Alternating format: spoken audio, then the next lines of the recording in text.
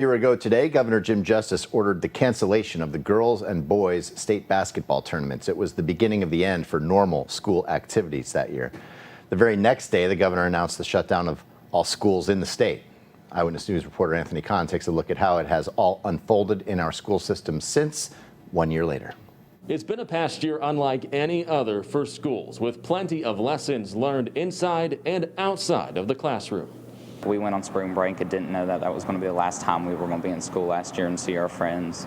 COVID-19 halted the 2020 school year as the threat of the coronavirus surrounded West Virginia. In March, Governor Jim Justice shut down the state basketball tournament. I surely know what our state basketball tournament means to us. But Bernie Dolan was right there in the back, and I've met with Bernie, and I'm instructing Bernie that at the end of the session we're playing right now, shut it down. It began a time of caution and readjusting how school looks.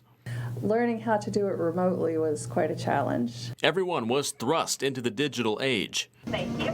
The rush for tablets. As the virus worsened, online school became the norm, but it wasn't easy. Just being able to upload materials, getting students to log in, to check Schoology, trying to track down all the students who went MIA, that was a challenge. Students adapted and eventually got the hang of it. It was difficult, but I did the best I can, and the teachers and staff here did a phenomenal job. But it still wasn't the same as being in the classroom. It was definitely difficult, but like social media and talking to my friends and stuff through that definitely helped me stay connected to people. Unsung heroes like bus drivers stepping up, delivering meals to kids at home and offering Wi-Fi hotspots.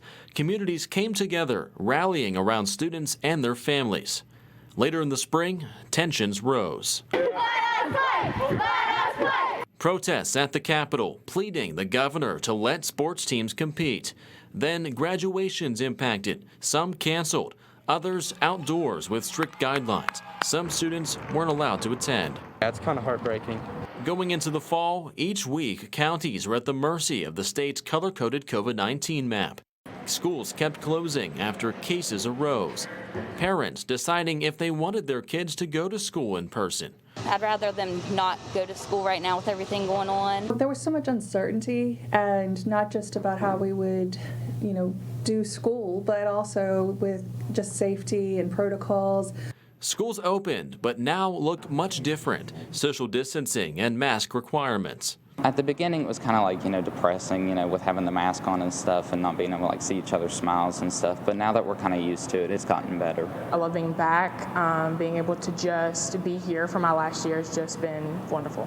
Many teachers in our area have been vaccinated, though not all. At this point, I feel very safe because I have had both vaccinations and, again, still taking as many safety precautions as we can.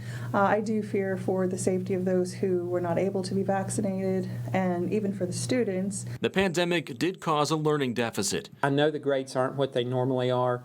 They can't be. Nothing beats a teacher in the classroom. Kanawha County Schools will hold a summer academy in June for students to catch up. Free transportation, meals, and activities. With the things we're doing to get kids caught up, to close the gap now and in the summer and in the fall and in the following year, I hope those things will bring our kids to where they need to be. Looking back on this year, the kids have been the real heroes. They are resilient. They can bounce back from just about anything. School in general, I think I took for granted, yeah. Never again will I take school for granted. In Kanawha County, Anthony Conn, Eyewitness News. The State Department of Education had mandated that all schools in West Virginia resume in-person learning by March 3rd. There was an asterisk with that, though. High schools in counties that were still red on the map could go remote, although there has been no county in the state that's been red for weeks. According to the department's website, only 17 schools across the state list active COVID cases, and most of those have relatively small numbers.